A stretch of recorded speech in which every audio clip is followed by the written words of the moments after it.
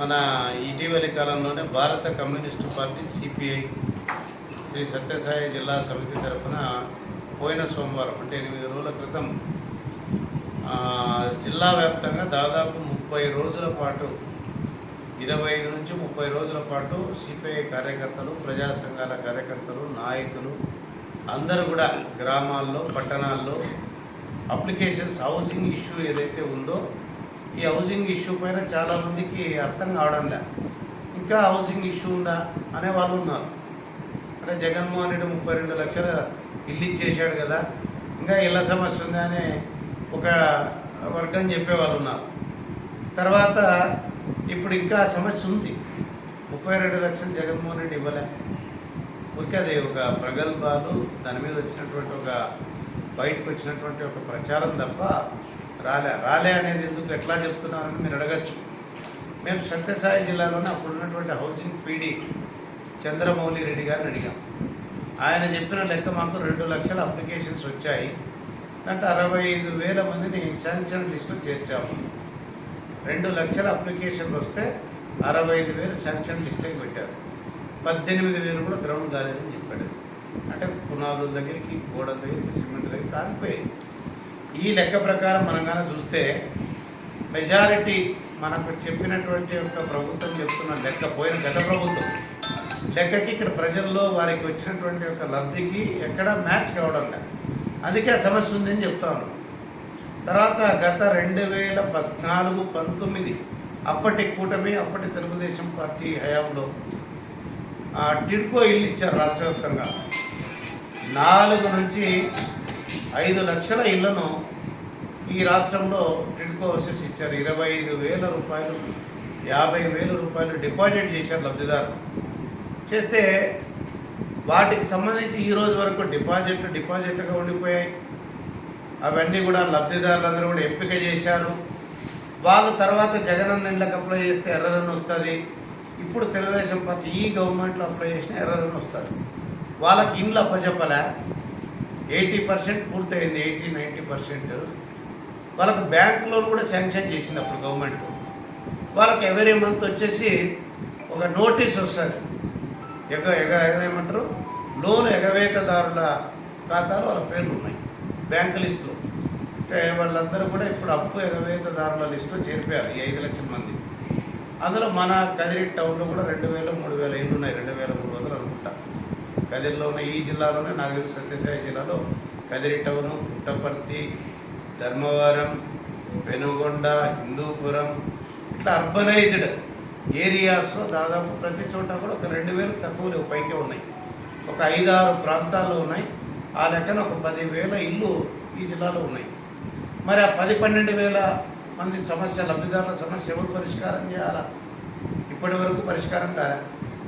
రాష్ట్రంలో 4 నుంచి 5 లక్షల మంది దాదాపు. ఈ సమస్యను రాష్ట్ర ప్రభుత్వం తక్షణమే పరిష్కరించాలని చెప్పి ఈ సందర్భంగా కోరుతా ఉన్నాం.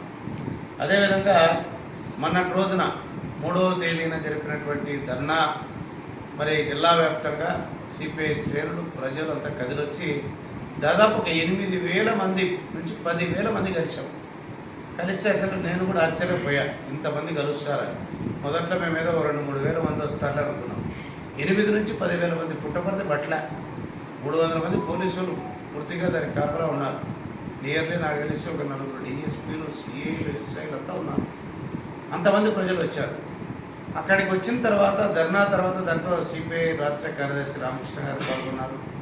రాష్ట్ర రైతు సంఘం నాయకులు, వ్యవసాయ కార్మిక సంఘం నాయకులు, మహిళా నాయకురాలు వీళ్ళంతా పాల్గొన్నారు. కానీ ప్రభుత్వం నుంచి కూడా తీపి కబురు వచ్చింది. అప్పుడు పోయిన ప్రభుత్వం ఏం చేసిందంటే, కేంద్ర ప్రభుత్వం ఇచ్చేటువంటి 1,50,000 రూపాయలు, 30,000 రూపాయల ఆ గ్రూపుల ద్వారా వచ్చేటువంటి లోన్, ఈ లెక్కన 1,80,000 రూపాయలు మాత్రమే ఇంటికి ఇచ్చేది. అందుకే 1 సెంట్లో దాన్ని కుదించారు. ఇప్పుడు 2 సెంట్లు పట్టణ ప్రాంతాల్లో, గ్రామీణ ప్రాంతాల్లో అయితే 3 సెంట్లు ఇవ్వాలని చెప్పి డిమాండ్ గతంలో మనమంతా చేశాం. అప్పటి ప్రతిపక్ష నాయకుడిగా ఉన్న చంద్రబాబు నాయుడు గారు, నేను అధికారం లేకొస్తే దీన్ని ఇంప్లిమెంట్ చేస్తానన్నాడు. అది ఇప్పుడు ముందుకు వచ్చింది. మన ధర్నా మరుసటి రోజునే 3వ తేదీ ధర్నా అయితేనే 4వ తారీఖున రాష్ట్ర రెవెన్యూ శాఖ మంత్రి అనగాని సత్యప్రసాద్, మన జిల్లా ఇన్ఛార్జ్ మినిస్టర్, ఆయన నుంచి ఒక నోటు గవర్నమెంట్ నుంచి వచ్చింది. మరి 1,600 కోట్లు వచ్చేసి ఈ చుట్టూ రెండు వైపులా ఉన్నటువంటి వాల్కని, తర్వాత లిఫ్ట్ల ద్వారా పంపాలని 1,700 కోట్ల రూపాయలు వెడల్పు కాలువలు వెడల్పు చేయడానికని ఇవన్నీ కొంత కేటాయించినట్టు ఆయన లెక్క చెప్పాడు. మనం అడుగుతా ఉన్నాం, ఉన్న దాంట్లో బెటర్ బడ్జెట్లో కొద్దిగా కేటాయించినప్పటికీ కూడా 10,000 క్యూసెక్కుల నీళ్ళను, ఇప్పుడు ఉండేది 1,800 క్యూసెక్కుల నీళ్లు పట్టేటువంటి కాలువలు మాత్రం మనకు ఉన్నాయి. 1,800 క్యూసెక్కులు. మనం అడుగుతా అంటే 10,000 క్యూసెక్కుల వాటర్ సప్లై అయ్యేట్టుగా మీరు కాలువ వెడల్పు చేయండి అని కోరుతా ఉన్నాం.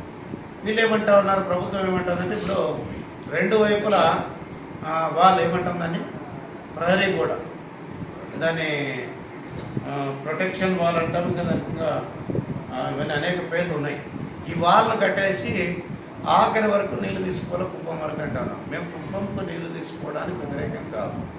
మాకు ఏదైతే నిర్దేశించారో 6,10,000 ఎకరాలకు సాగుకు సంబంధించింది, త్రాగునీరుకు సంబంధించినటువంటి ప్రాజెక్ట్ ఇది 4 జిల్లాలు. అందులో ఒక్క సత్యసాయి జిల్లాలోనే 2,60,000 ఎకరాలకు సాగుకు సంబంధించినటువంటి ప్రాజెక్టు. ఈ ప్రాజెక్టుకు తూములు పెట్టకుండా మరి కొన్ని గ్రావిటీగా చెరువులకు పోతాయి, మరి ఆయకట్టుకు పోతాయి, కొన్ని లిఫ్ట్ ద్వారా పోతాయి. మరి ఈ ఆయకట్టుకు సంబంధించినటువంటి వాటిని నిర్దేశించకుండా, వాటిని మనం కాలువలు పిల్లకాలు సప్లై ఛానల్స్ ఇవ్వకుండా మీరు డైరెక్ట్గా మెయిన్ కెనాల్ ద్వారా నీళ్లు తీసుకోవడం ద్వారా ఈ ప్రాంతం అన్యాయం అవుతుందనేటువంటిది మా వాదన, సిపిఐ వాదన. కాబట్టి ఇప్పటికైనా సరే మేము సిపిఐ వాదనే కాదు, దీనిపైన మన పెద్ద ఎత్తున చర్చ పెడతాం. రైతుల్లో ప్రజల్లో ఈ అంశాన్ని చర్చకు లేవనెత్తుతాం.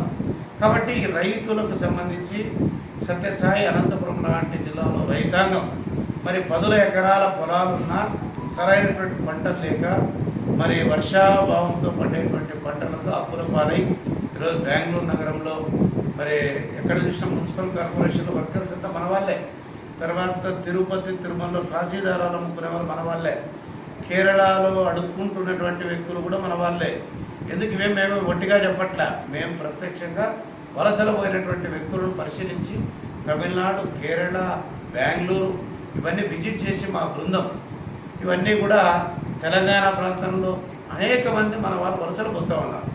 మరి కాబట్టి వలసలు ఆగాలన్నా, రైతుల ఆత్మహత్యలు ఆగాలన్నా, లేదంటే ఉపాధి దొరకాలన్నా, ఈ ప్రాంతంలో ఇండస్ట్రియలిస్ట్ డిస్ట్రిక్ట్గా మారాలన్నా మరి 10,000 ఎకరాల భూములు ఉన్నాయి.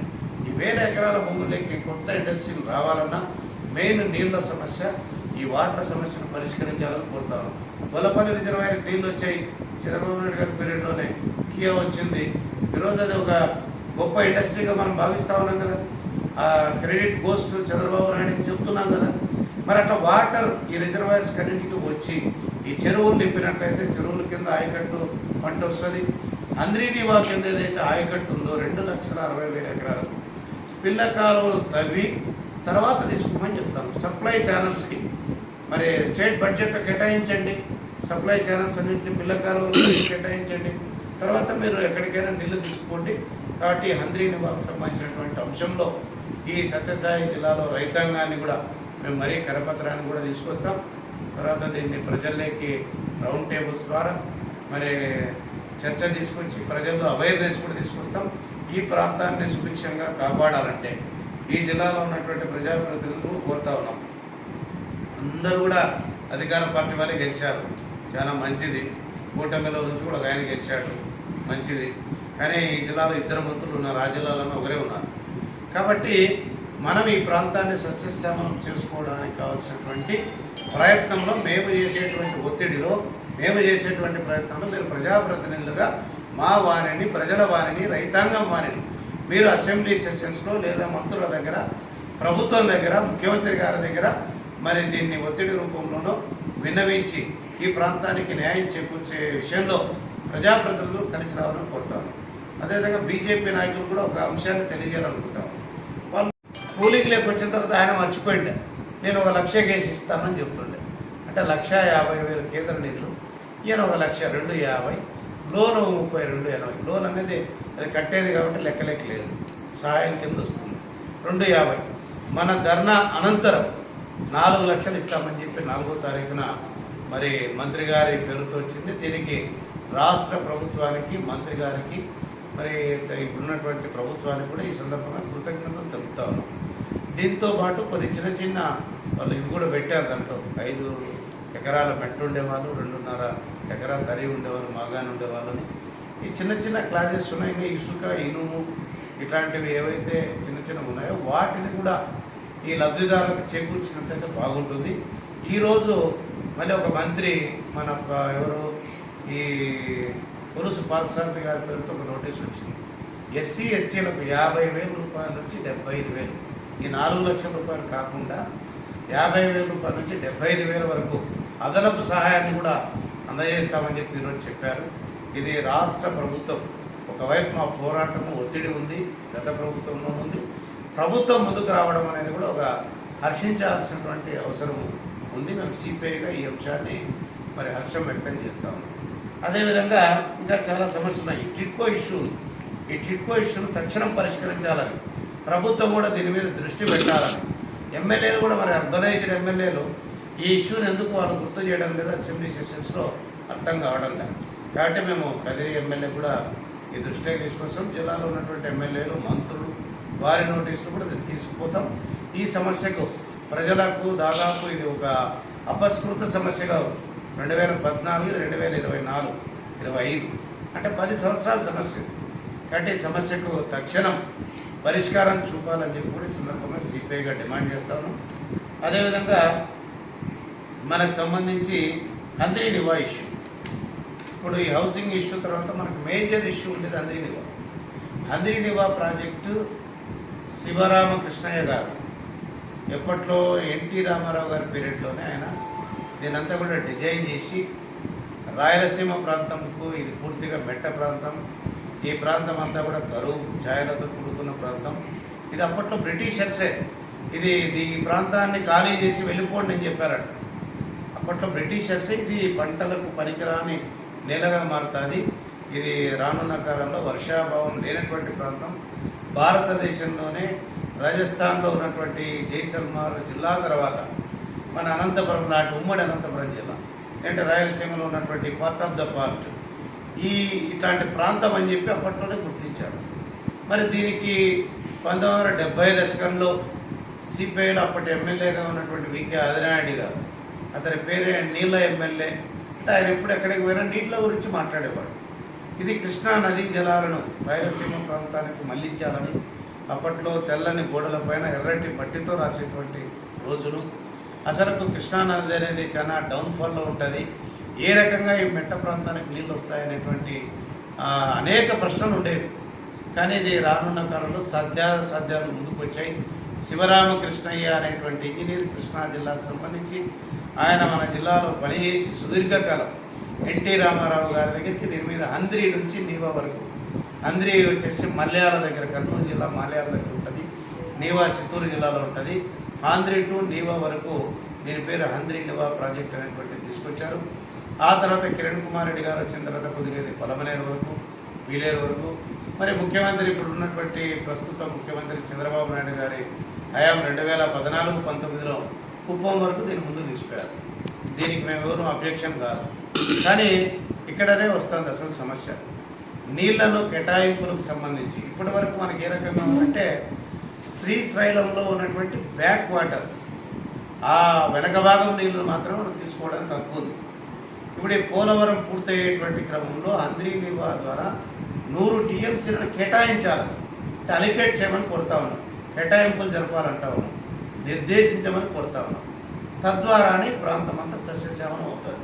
మన బడ్జెట్లో కూడా మనకు పెద్దగా అంటే ఉన్నదాంట్లో ఎక్కువ పెట్టారని వాళ్ళు అంటా ఉన్నారు. మన 4 రోజుల క్రితము మేము సెక్రటరియట్కు సెషన్స్ జరిగేటప్పుడు నేను, మా పార్టీ రాష్ట్ర కార్యదర్శి రామకృష్ణ గారు, నిమ్మల రామానాయుడు గారిని కూడా కలిస్తే ఆయన ఈ హెల్త్తో ఉన్నాడు, మళ్ళీ సెషన్స్ పోవాలని ప్రిపేర్ అవుతూ ఉన్నాడు. 3,200 కోట్ల రూపాయలు ఉమ్మడి అనంతపురం జిల్లాలో హంద్రీ నివా కేటాయించారు. ఈ 3,200 రాయలసీమ డిక్లరేషన్, రాయలసీమను మేము అభివృద్ధి చేస్తాం, ఇవి తీసుకొస్తామని. మళ్ళీ కర్ణాటక ఎన్నికలు జరుగుతూ ఉంటే, మన కర్ణాటకలో పోయిన ఎన్నికలు జరుగుతూ ఉంటే మన టీబీ డ్యామ్ ఉంది కదా, తుంగభద్ర డ్యామ్, హొస్పేటలో 5,000 కోట్ల రూపాయలు నరేంద్ర మోడీ గారు కేంద్ర ప్రభుత్వ నిధులతో మనకు అనంతపురం జిల్లాలో ఉన్నటువంటి రాయదుర్గం, ఉరవకొండ, గర్రదేని ఈ ప్రాంతానికి వచ్చేటువంటి నీళ్లను హెచ్ఎన్సీ వాటర్, ఈ నీళ్ళన్నిటికీ రాకుండా మనకుండే వాటర్కు ఆనకట్టను ఎత్తు పెంచుతా ఉంటే ఒక్క బీజేపీ నాయకుడు కూడా రాయలసీమ ప్రాంతంలో ఉండగలరు. రాష్ట్రంలో పోయి మాట్లాడలే, ఈ రాష్ట్రం నుంచి పోయి నరేంద్ర మోడీతో మాట్లాడలే. దానంతా ఎత్తు పెంచేశారు. 5,000 కోట్ల రూపాయలు కేంద్ర బడ్జెట్ ద్వారా ఎత్తు పెంచారు. అయినా సరే కర్ణాటక ప్రజలు తెలివైన వాళ్ళు 5,000 కోట్ల రూపాయల డబ్బులు వెచ్చించినా కేంద్ర ప్రభుత్వం ఎత్తు పెంచినా వాళ్ళేమి ఎన్నికలు అక్కడ గెలవలేదు.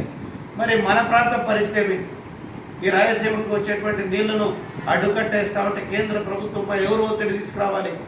ఈ ప్రాంతంలో బీజేపీ నాయకులు నిరంతరం మాట్లాడుతూ ఉంటారు కదా. మరి కర్ణాటకలో వారి ప్రభుత్వం ఉన్నా తిరిగి ప్రభుత్వం తెచ్చుకోవడానికి కేంద్ర ప్రభుత్వం చేసినటువంటి కుట్ర, ఆ ప్రయత్నాన్ని మీరు ఎందుకు ఆపలే? ఎందుకు మీరు మాట్లాడలే? మరి ఈ ప్రాంతాన్నేమో మీరు రాయలసీమ డిక్లరేషన్ అంటారు, రాయలసీమకు మీరే మొత్తం చేస్తామన్నట్టు చెప్తారు. ఎక్కడ చేస్తామన్నారు? అసలు రాష్ట్ర విభజన చట్టంలో ఏదైతే మనకు స్టేట్ డివైడ్ అయిందో, డివైడ్ చట్టంలో ఉన్నటువంటి అమలు కానీ హామీలు ఈ రోజుకు ఉన్నాయి. అదే ప్రధానమంత్రి ఉన్నారు కదా. 11వ సంవత్సరం కంటిన్యూటీ. ఇప్పటికీ మన సెంట్రల్ యూనివర్సిటీకి బడ్జెట్లో డబ్బులకి పెద్దగా కేటాయించాలా. ఇప్పుడు ఇంకా స్థలాన్ని కేటాయించారు. ఇంకా రూమ్స్ కూడా నామినల్ రూమ్స్ అండి. ట్రైబల్ యూనివర్సిటీ పరిస్థితి అమరావతికి నిధులు ఇవ్వమంటే 15,000 కోట్లు అన్నారు. అది కూడా అప్పు ప్రపంచ బ్యాంక్తో. మరి ఇవన్నీ ఎక్కడ పరిష్కారం అవుతా ఉన్నాయి? వెనకబడినటువంటి ప్రాంతాలకు, రాయలసీమ, ఉత్తరాంధ్ర ప్రాంతాలకు మరి బుందేలు కంటి తరహా మరి డెవలప్మెంట్ నిధులు ఇస్తామన్నారు. ఎక్కడ ఇచ్చారు? కాబట్టి బీజేపీ వాళ్ళు కూడా ఈ ప్రాంతంలో ఒట్టిగా మాట్లాడుతూ ఉన్నారు తప్ప ఈ ప్రాంత అభివృద్ధి కోసం వీళ్ళు కేంద్రం నుంచి తీసుకొచ్చినటువంటి పాపాన ఏ అంశము లేదని చెప్పేసి ఈ సందర్భంగా తెలియజేస్తా ఉన్నాం. కాబట్టి మన ఉపాధి హామీకి సంబంధించి ఎన్ఆర్ఈజీఎస్ పథకానికి సంబంధించి 100 రోజుల పని విధానాన్ని కొనసాగిస్తూ ఉన్నారు. ఈ కరువు ప్రాంతాలు, వెనుకబడినటువంటి ప్రాంతాల్లో 200 రోజులు కరువు పనులు పెట్టాలని చెప్పి కూడా సందర్భంగా కోరుతా ఉన్నాం. మరి 200 రోజులకు పనులు పెంచాలి. ఈ యొక్క కూలీ రేట్లు కూడా 290 రూపాయలు, దీన్ని 700 రూపాయలకు పెంచాలి. వారికి రావాల్సినటువంటి మౌలిక సౌకర్యాలు, మజ్జిగ, రిమైనింగ్ ఏవైతే ఉన్నాయో పనిముట్లు, వారికి క్యాబ్స్ ఇట్లాంటివన్నీ కూడా ఇవ్వాలని చెప్పి ఈ సందర్భంగా సిపిఐగా డిమాండ్ చేస్తాం. వీటిపైన వీటి అమలు కోసం, వీటిని ప్రజలకు రావాల్సినటువంటి హక్కుల కోసం సిపిఐ నిరంతరం కూడా ప్రజల పార్టీగా నిరంతరం కూడా పేద ప్రజల మధ్యలో, రైతుల మధ్యలో, వ్యవసాయ కూలీల మధ్యలో, ఈ రైతాంగం మధ్యలో ఈ సమస్యల పరిష్కారానికి కృషి చేయడానికి ప్రభుత్వాలపైన ఒత్తిడి తీసుకొచ్చేటువంటి యొక్క ప్రజా పోరాటాలను నిరంతరం కూడా కొనసాగిస్తుందని చెప్పి ఈ సందర్భంగా తెలియజేస్తాం. మనకు కూడా ఇక్కడ మన గట్ల దగ్గర ఉంటుంది, మన కదిరిపట్నంలో కూడా ప్రతి చోట 2,000కు పైబడినటువంటి అర్బనైజ్డ్ హౌసెస్ కింద దీన్ని మోడర్న్ హౌసెస్ కింద మరి సిటీస్లో ఎట్లుంటాయో అపార్ట్మెంట్ స్టైల్లో తీసుకొచ్చారు గోల్డ్. కానీ దీని ఎవరు తప్పు పట్టలే. అప్పుడు కూడా మనం సిపిఐ కూడా మంచిదే అన్నాం. 80% 90% పూర్తి చేశారు. తర్వాత గవర్నమెంట్ మారింది, ఆ లబ్ధిదారులు తప్ప చెప్పలే. 25,000 రూపాయలు, 50,000 రూపాయలు వాళ్ళు లబ్ధిదారులు డౌన్ పేమెంట్ అంటే వాళ్ళు డిపాజిట్ చేశారు గవర్నమెంట్కి. తర్వాత ఈ రోజు వరకు వాళ్ళకి అప్పచెప్పలే. వాళ్ళేమో గవర్నమెంట్ నోటీసులేమో లబ్ధిదారులు, వాళ్ళకి ఇల్లు అప్పచెప్పలే. కానీ వాళ్ళు వేరే ఇల్లు అప్లై చేసుకోవడానికి లేదు, ఎర్రని వస్తుంది. వాళ్ళకేమో బ్యాంకు కూడా రుణం ఇచ్చినట్లు ఆ రుణం అకౌంట్లోకి వెళ్ళిపోయారు. ఎవరి మంత్ నోటీస్ వస్తుంది. అంటే మన కదిరి లాంటి చోట 2,000, 3,000 ఇళ్ళు ఉన్నాయి. సత్యసాయి జిల్లాలో 10,000, 12,000 ఇళ్ళు ఉన్నాయి. రాష్ట్రంలో 4 నుంచి 5 లక్షల ఇళ్ళు ఉన్నాయి. ఈ ఇళ్ల సమస్య 10 సంవత్సరాల నుంచి పెండింగ్లో ఉంది. లబ్ధిదారు డౌన్ పేమెంట్ కట్టాడు గవర్నమెంట్కి, ఇల్లు రాలే, నోటీస్ వస్తూ ఉంది. అతను బ్యాంకుకి అప్పు ఎగవేతదారుని కింద నోటీస్ పెడతా ఉంది. అంటే డిఫాల్టర్ అంటే 5 లక్షల మంది దాదాపుగా ఈ రాష్ట్రంలో డిఫాల్టర్స్గా మిగిలిపోయారు. మరి ఈ సమస్య ఎవరు పరిష్కారం చేయాలా? మళ్ళీ తిరిగి అదే ప్రభుత్వం వచ్చింది. కాబట్టి ఇప్పుడు మేము ప్రభుత్వాన్ని కోరుతా ఉన్నాం, ఈ సమస్యను తక్షణం పరిష్కారం చూపండి. 90% అయిపోయినటువంటి ఇళ్లను పూర్తి చేసి లబ్ధిదారులకు అప్పచెప్పండి. ఈ బ్యాంకులో నుంచి వచ్చే నోటీసులకు దానికి పరిష్కారం చూపండి అని చెప్పి సందర్భంగా సిపిఐగా డిమాండ్ చేస్తాం.